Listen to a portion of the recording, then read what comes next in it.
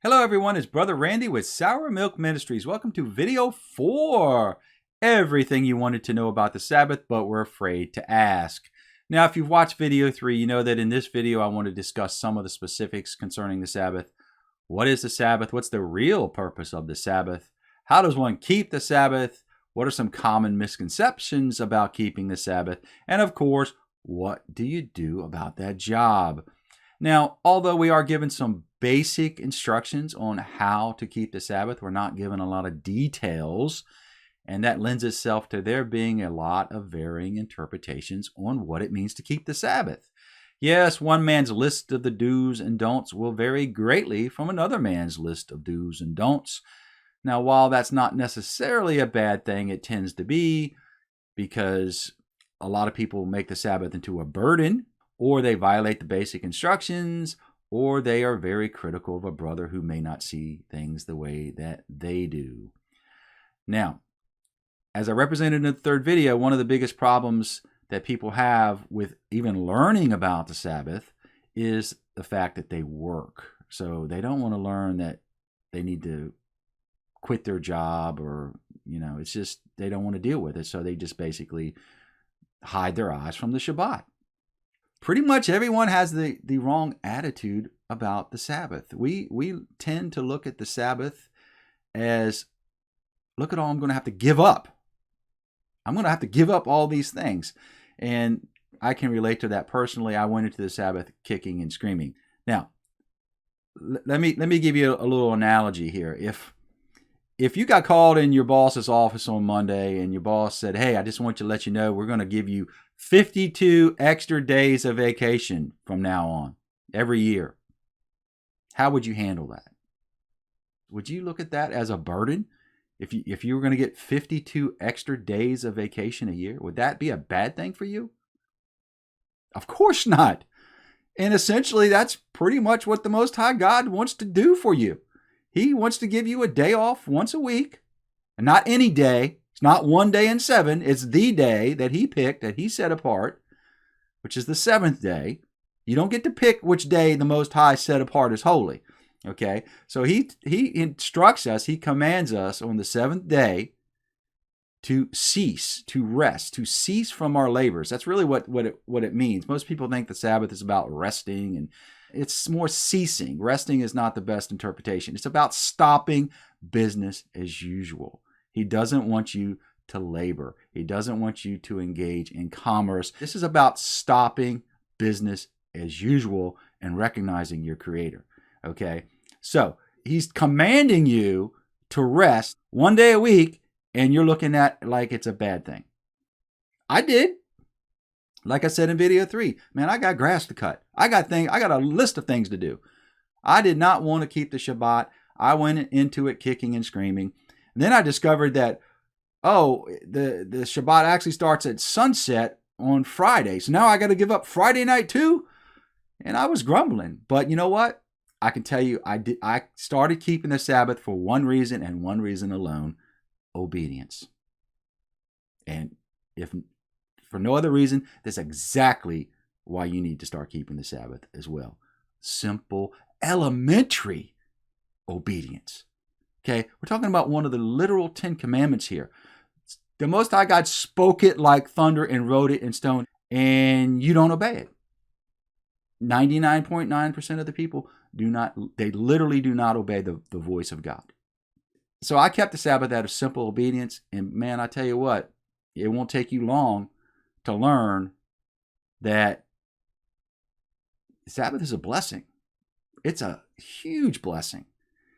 Huge blessing. And if you've ever dealt with Sabbath keepers, well, you guys are like obsessed with the Sabbath. Well, yeah, we are. You know why? It's not only the primary blessing that we have on this earth, it's also like the primary sign that you are in covenant with the Most High God, because that's really what the Sabbath is all about. If you want to know, it's real simple. If you want to have 20/20 vision on what is the purpose of the Sabbath, the Sabbath is a memorial of creation, and the Sabbath is a memorial for those Jews who he took out of Egypt, and it's just for them. No. You want 20/20 vision on the purpose of the Sabbath, the purpose of ceasing, of resting is found in Ezekiel 20:20. Okay? Observe my Sabbaths. They are a sign, a mark between you and me that I am your Lord. I am your God. I am the God who set you apart. Okay?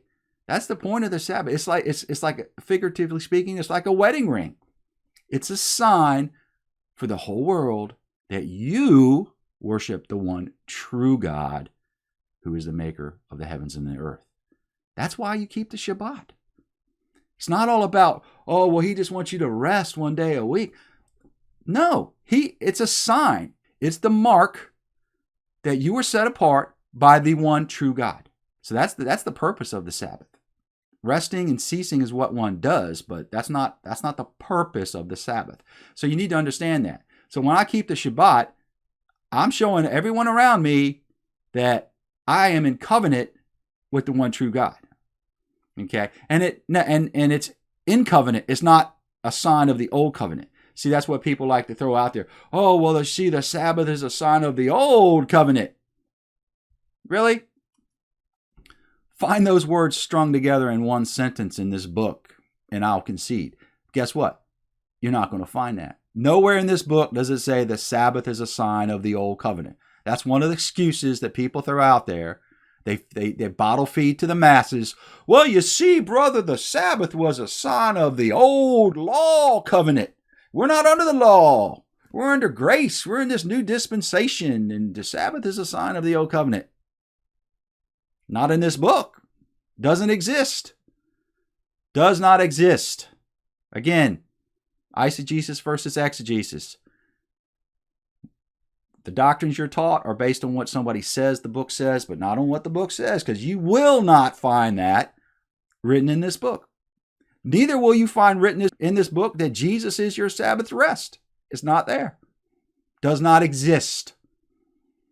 Now, people want to claim that, where they read into the scriptures, oh, yeah, you see, he's our rest. He's our Sabbath.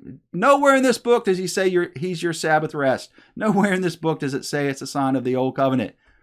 It's a sign that you are in covenant with the Most High God, be that the old or the new.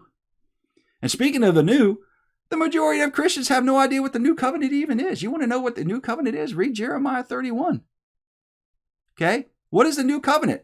The Most High God is going to write his laws in your heart. That's the new covenant. The old covenant, they were written in stone. The new covenant, they're written in your heart. Okay? The old covenant, we had the letter of the law. Now, guess what? We have the Spirit. Oh, you need to be led by the Spirit, brother. Then you won't keep that law. Oh, really? Because the book says the Spirit's purpose was to help you to carefully obey the laws. They just twist everything. I enjoy it when people say, oh, I'm led by the Spirit, brother. I'm not under the letter. Well, that Spirit's job is to teach you the letter. Okay? He's the tutor. He's the new schoolmaster. Book of Galatians. So anyway, that's the new covenant. Okay? Him writing his laws in our heart. And I think it's pretty safe to say those laws include the very 10 commandments, seeing how you keep 9 of them already.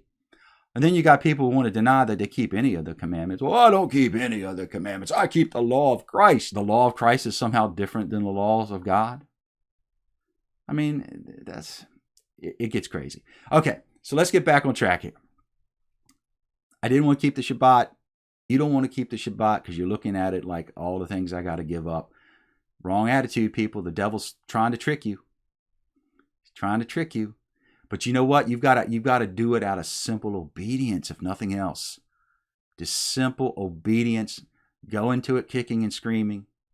Okay? And it won't take you very long to be like, hey, yeah, man, I'm starting to dig this thing. Oh, yeah, you want me to go out there and do that? Nah, it's a Shabbat, baby. I get to kick back, hang out with my king all day, and that grass can wait. Okay? That grass can wait. So you're going to quickly learn that the Sabbath is a blessing. You know, I was accused of, well, you worship a day. I worship the Lord of the Sabbath, and you worship a day. Oh, okay, whatever makes you feel better. I don't worship a day. I worship my king on the day that he set apart and said, hey, this day you treat differently, okay? We're called to be holy. Holy means to be set apart. We are called to be set apart, to be different, to be holy. And he set up the seventh day of the week as holy. And he said, this is my holy day.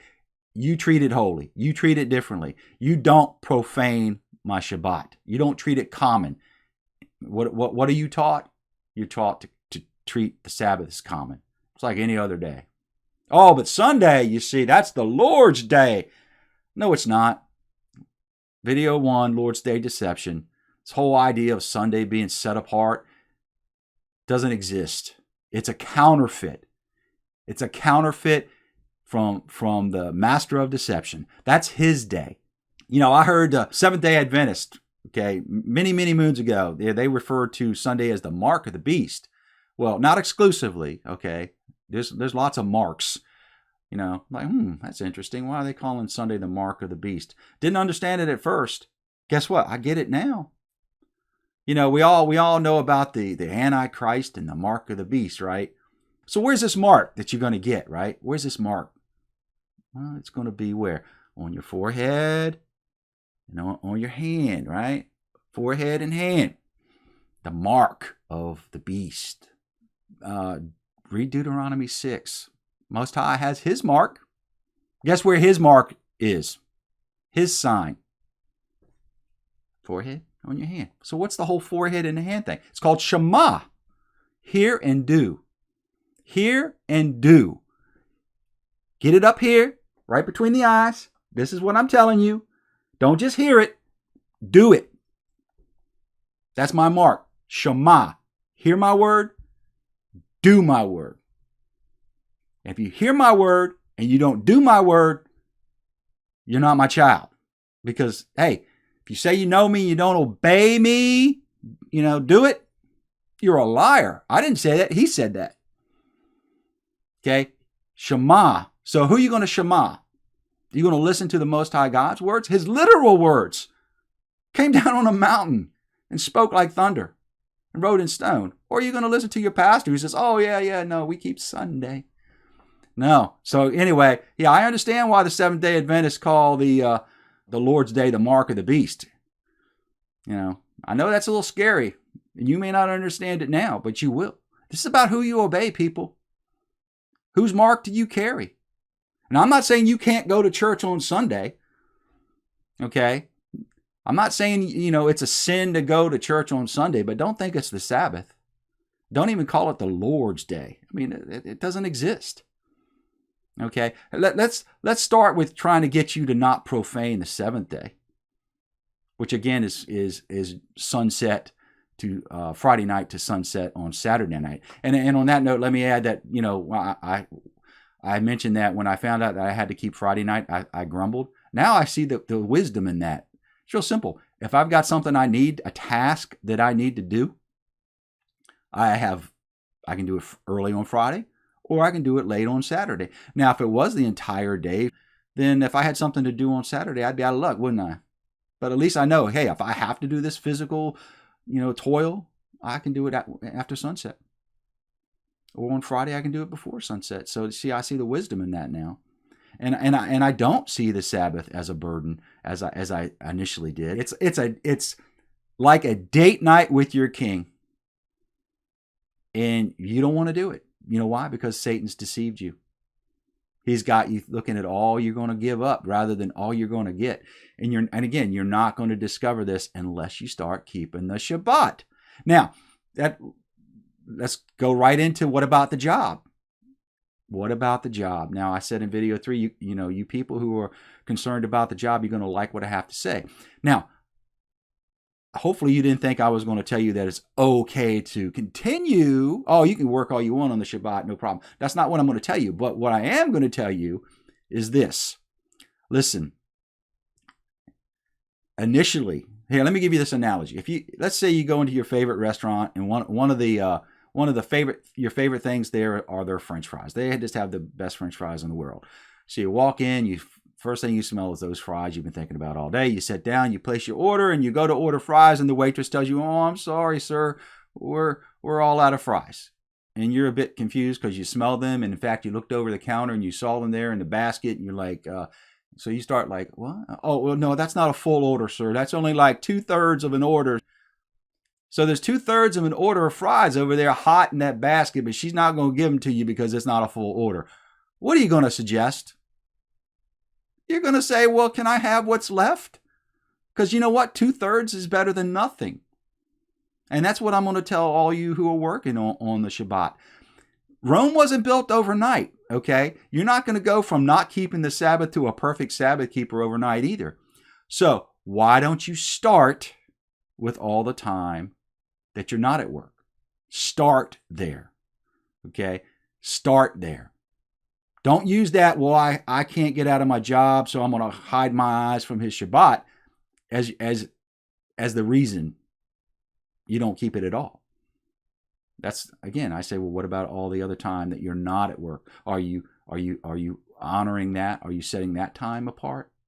Maybe you should start there.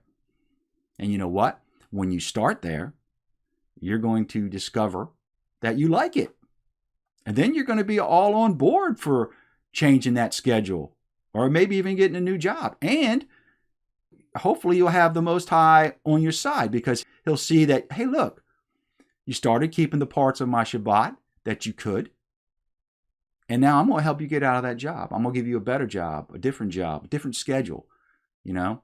So you can start by keeping the time that you're not at work, right? It's better than telling you, well, you need to quit your job. I mean, I've heard so many people, ask, well, what do I do about my job? And people, well, you need to quit. Easy for them to say, isn't it? Now, I'm not telling you that it's acceptable for you to toil and work. But when you're first starting to keep the Shabbat, you got to crawl before you can walk, and you got to walk before you can run. Start with the time you're not at work. Now, what about, I've talked to a farmer. What's he going to do? Apparently, I'm not a farmer, but apparently, cows have to be milked every day. That was his dilemma. What do? I'm a farmer. I have to milk. Cows have to be milked every day. What do you tell him? Well, I'll tell you what I told him. I said, listen, there's no limit to the Most High's understanding. I mean, even if everybody was on board with keeping the Shabbat, I mean, if cows need to be milked every day, then that's one of those exceptions that, is okay. So I suggested, well, listen, do everything, ahead of time that you can do. In other words, just make it as minimum labor as possible. If the cows have to be milked, I'm sure that you can find some way to reduce the labor and just do the bare minimum of what's required on that day. And even doing that, you're setting the day apart, aren't you? If, oh, well, this is the Shabbat, so we don't do all these other procedures, and yeah, we have to milk our cows, but we don't do all these other things. Well, it's still a sign, right? Look, why aren't we doing this today? Oh, well, today's Shabbat. We don't do that on Saturday. Oh, okay. So you see, it still serves its purpose as a sign that this day is special. So you got to start treating the day special. So what does it mean to keep the Shabbat? Well, primarily, it's not a day of business. It's not a day of commerce. Does he want you going to the movies on the Shabbat? No. Well, why not? Well, because it's a place of business. There's people at work there. You're engaging in commerce. You're going, So he doesn't want you going to the movies. You don't have to. That's an elective, right? Maybe you're used to going to the movies on Saturday or Friday night. Well, you're going to have to change that, And how about the grocery store? Doesn't want you going to the grocery store.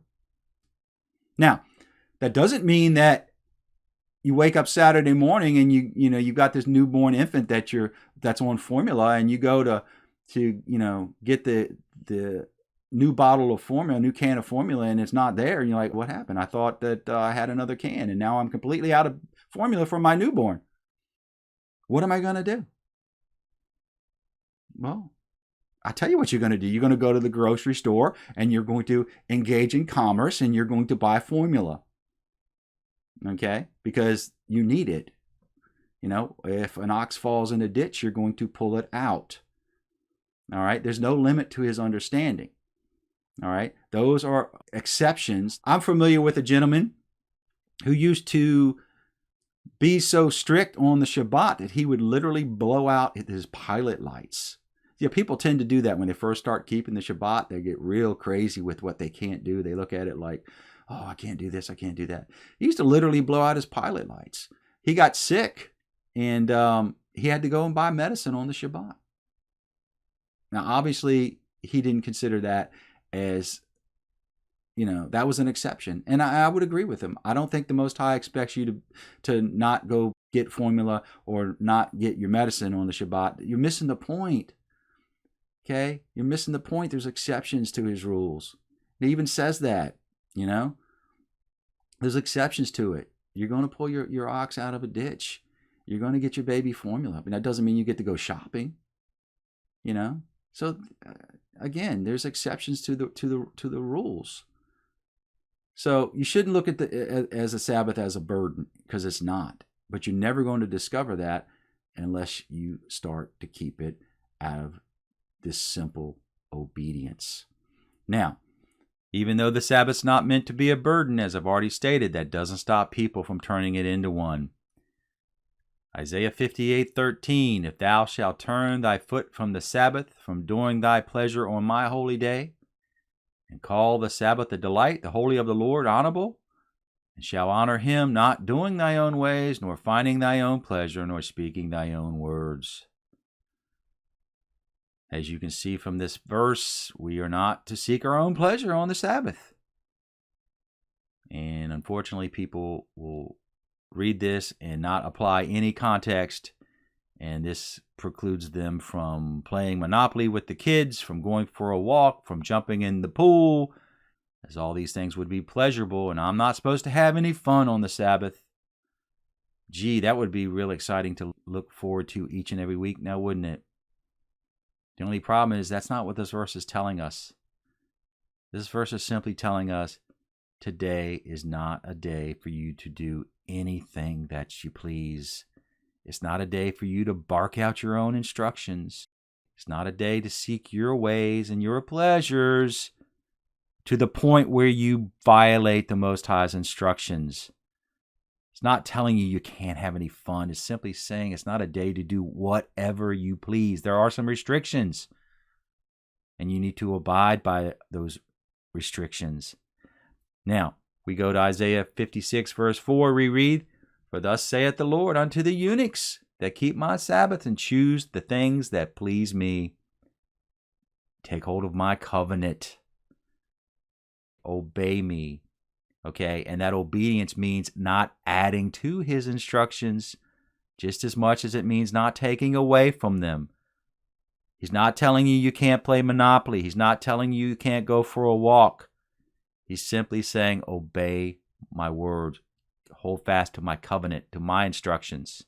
Choose the things that please me. Choose things that please him. I can't tell you the number of times that I've been told, you can't please God. You're trying to please God. You think you're pleasing God by keeping the Sabbath? You can't please God. I don't know where people got this idea that God can't be pleased or displeased with our behavior. We just read it here in Isaiah 56. And hey, we can read it in the New Testament. 1 John 3:22. And whatsoever we ask, we receive of him, because we keep his commandments and do those things that are pleasing in his sight. Okay, and what's pleasing to him? Obeying him, keeping his commandments. Pastors are more than willing to make the Sabbath into a burden. I can't tell you the number of times I've heard pastors do sermons on the Sabbath. And they get up there and they talk about all these terrible burdens. And aren't you glad you're not under that bondage anymore? And that Jesus set you free from that mean old law where you couldn't do anything on the Sabbath. In fact, I had the displeasure of listening to a pastor preach on the Sabbath. He was doing a series on the Ten Commandments, and he was up to the fourth commandment. And he began. It was funny. He began his sermon by talking about the Seventh Day Sabbath. Read it right from Exodus, and literally within like a minute or two at the most, he had gone from talking about the Seventh Day Sabbath Now he's talking about the Lord's Day and talking about Sunday like it's the Sabbath without any explanation at all. He went from the Seventh Day Sabbath to the Lord's Day in an instant, never skipped a beat. I say it's a bit like taking off in a red plane and landing in a blue one with no explanation. I think I was the only one that noticed. But then he went on from there to, to do the same thing they all do. Make the Sabbath into a burden. It was forbidden to look in a mirror. You know why? Because you might be tempted to pluck an eyebrow. So you weren't even allowed to look in a mirror on the Sabbath. Aren't you glad Jesus set you free from that? So he went on to just sit there and basically mock it. All the things you couldn't do. One big problem with that, 90% of all those prohibitions, they were outside of this book. There's no prohibition to looking in a mirror in this book. No prohibition about plucking your eyebrow in this book. No, what he was doing, he was quoting all these added man-made rules from the Pharisees. The oral law. Okay, they're two Torahs to the Pharisees: the written Torah, the instructions, the laws of God, and their oral instructions. A lot like the Catholic Church today. They got the scriptures, but they got their tradition, and it's that tradition that gets you in trouble. So yeah, get up there and mock the Sabbath. Had nothing to do with this book.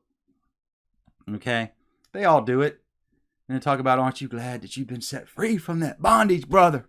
You might want to pick up a stick today. I'm sure you've heard that, right? Talk about the poor guy who got stoned for picking up a stick. Say, you might want to pick up a stick today, brother. That law was rough.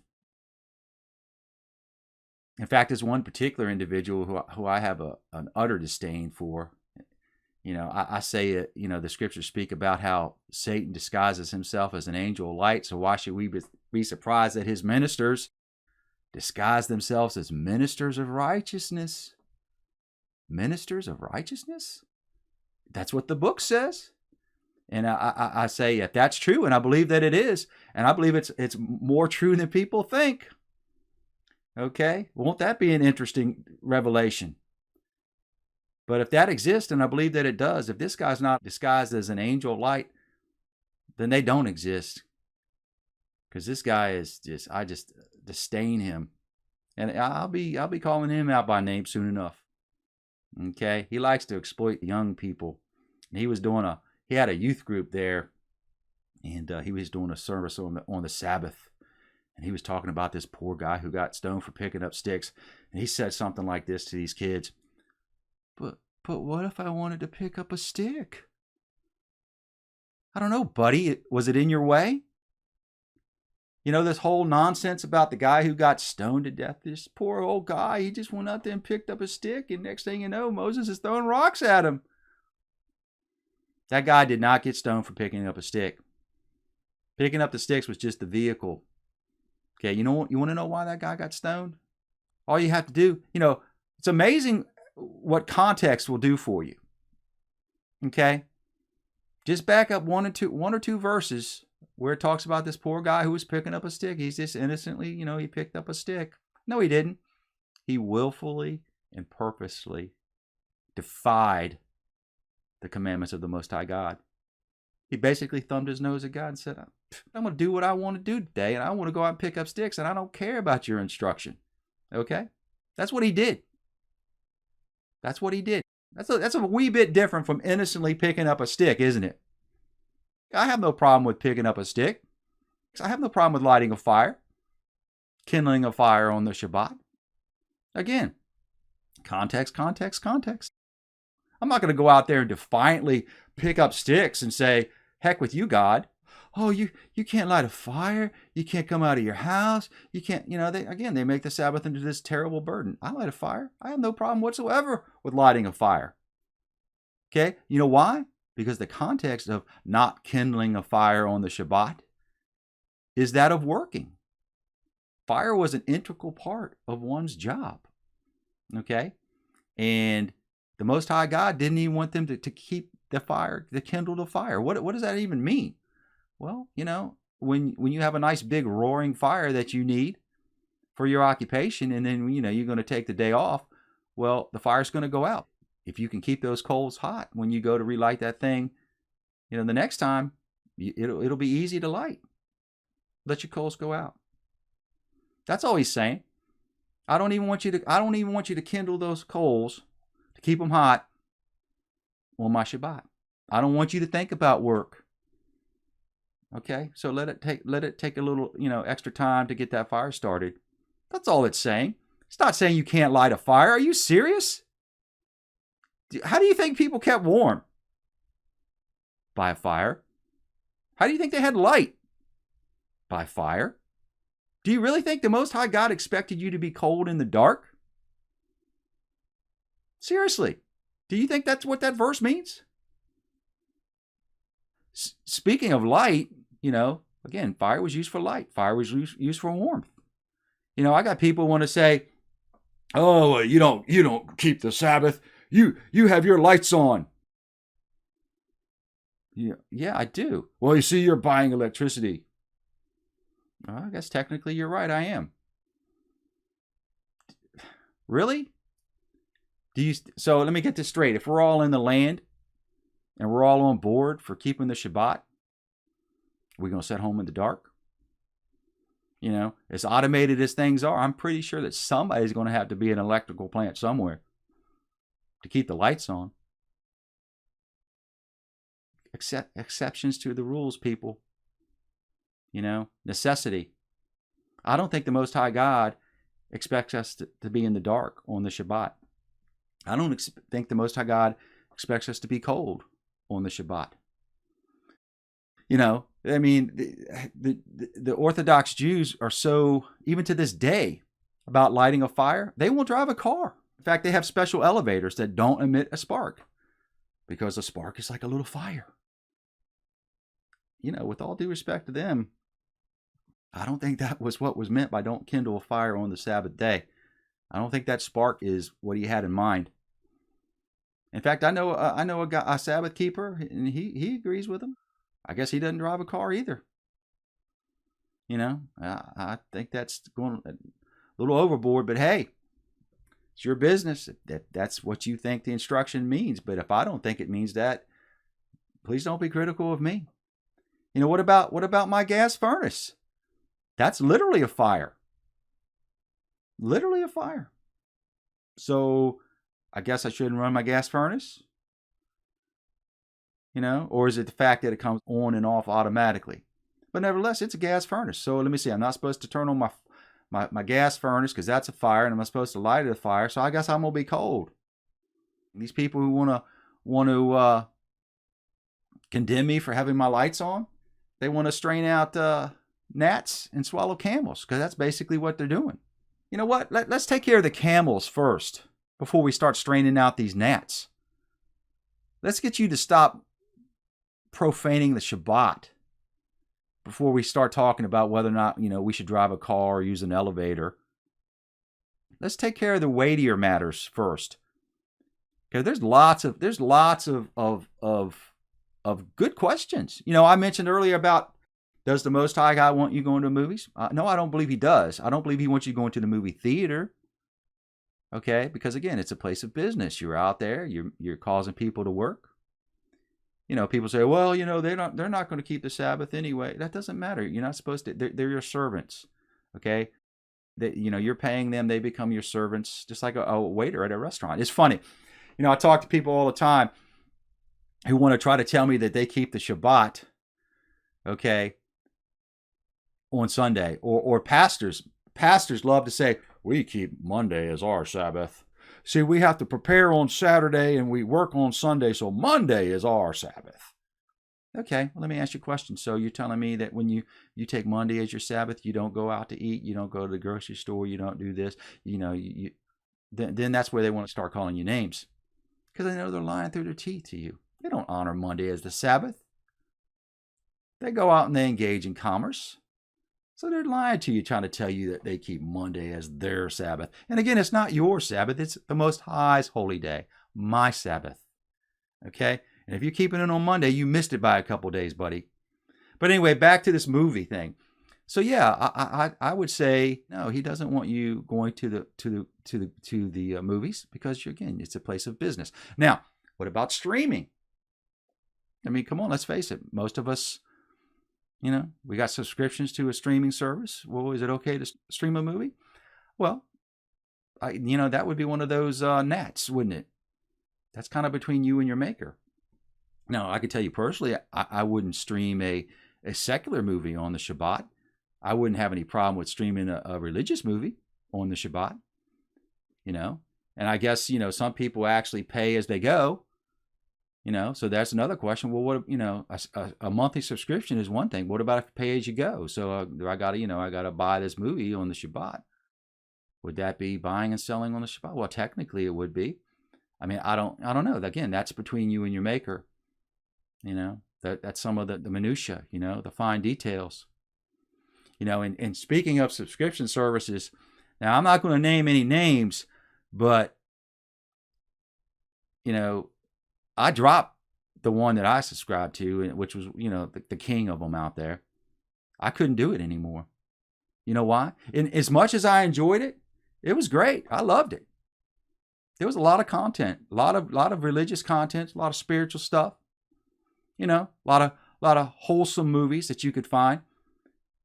But in spite of that, have you seen their original content? It's despicable. The wicked, I mean, it's beyond wicked.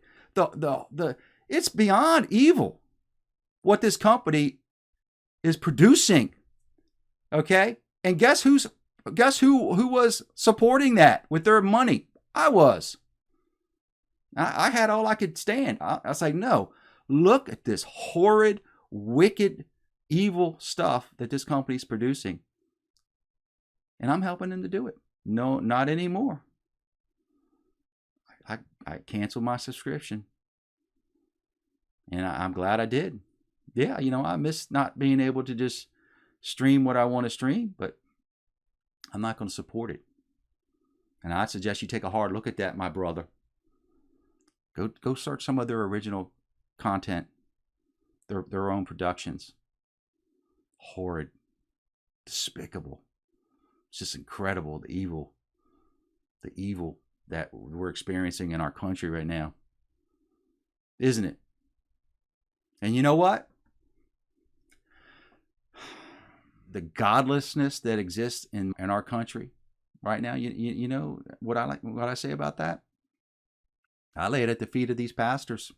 The ones who taught you that it was okay for you to forget about the Shabbat, for you to trample on his holy day. They didn't teach you to honor his Shabbat. What I'm trying to say is this. Just imagine if we had obeyed our Creator and we had all stopped on his day and recognized him and remembered him. Guess what? We've forgotten about God in this country, haven't we? Hey, we forgot about his day. What did you think was going to happen, Pastor? So I lay it at your feet, Pastor so-and-so, whoever you are. You're up there teaching people not to obey the Most High's holy day. And you wonder why we're in the condition we are in this country. It's because of men like you. And you need to repent. Okay? Yeah, you gave us the counterfeit Sunday. I remember as a kid, you couldn't, 99% of the stores were closed on Sunday. You couldn't even, you went to, in the stores that were open, a grocery store, I couldn't go in there and buy a squirt gun. Sorry. Only sell food today. Today's Sunday. Today's the Lord's day. No, it's not. It was a counterfeit. That's why it didn't last. Okay, it didn't last because it was fake. It wasn't his holy day. It didn't last, did it? They're talking about bringing back Sunday laws. You hear about that all the time. Right idea, wrong day. It's like watching them take out the 10 Commandments. We're taking away the 10 Commandments from the courthouse today, and there's people out there protesting. Give me my 10 Commandments. And I laugh at them. Use it or lose it, buddy. You don't even keep the Shabbat, and you're out there crying about the 10 Commandments. You want to talk about hypocrites? There's your hypocrite. No, I'm not a hypocrite because I have my lights on the Shabbat. But I don't think I'd be out there crying about the 10 Commandments coming out of schoolhouses and courthouses when you don't even honor them. What did you expect? Anyway, got a little off track here. Now, let's talk about stepping on some toes. Now, I said in video 3 that I was going to step on some toes, as if I haven't already. Hey, I don't mind stepping on the toes of you pastors. I don't. And I don't make apologies for that. Isaiah 58 verse 1, speak up like a trumpet. Tell my people of their sins. And I do just that. And I'm not going to make apologies for it. Okay? I'm not going to be quiet. I'm going to speak up. And I'm going to step on your toes. And the Most High wouldn't have it any other way. Okay? Speak up like a trumpet. So, what did I mean by stepping on toes? Well, one of the biggest burdens about the Sabbath is this idea that this book tells us that we can't cook on the Shabbat. I dare say, what, 99%, 90% easily of all Sabbath keepers are told, well, you can't cook on the Shabbat, and they don't. I cook on the Shabbat every week. I delight in cooking on the Shabbat. It's funny. One guy said, oh, you're deliberately sinning against God. Really? You think I'm going to deliberately sin against my king? No. On the contrary, in my opinion, if anybody's sinning against God, it's the one who's adding to his word. Because I'm telling you right now, this book does not tell us that we can't cook on the Shabbat. It literally says just the opposite. In Exodus 12 tells us we can cook on the Shabbat. Okay? Says we can. So where do we decide that we can't cook on the Shabbat? One single verse. In Exodus 16:23. Tomorrow's the Sabbath. Bake what you're going to bake. Boil what you're going to boil. See, there you go. Can't cook on the Shabbat. Completely outside of context. In fact, what I've decided to do is I'm going to do my next video. Video 5 is going to be on this issue of Exodus 16 and the whole idea of not cooking on the Shabbat, because it's too big. I want to cover it thoroughly, and so I've decided I'm just going to do that in the next video, because it's too big. Too many people out there. Too many of my brothers and sisters. You're eating cold sandwiches on the Shabbat. You know what I'm doing? I'm out at my barbecue grill.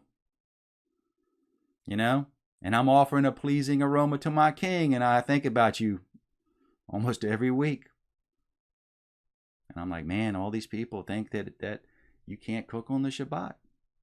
And again, it's virtually from one verse, Exodus 16. And, in fact, I've literally challenged people. I've sought people out. It's like, okay, hey, outside, give me another witness, brother. Give me another witness. Outside of Exodus 16, where's your second witness? The only thing I've ever gotten back is this whole, well, you can't kindle a fire. That's the second witness. Well, you're not supposed to kindle a fire.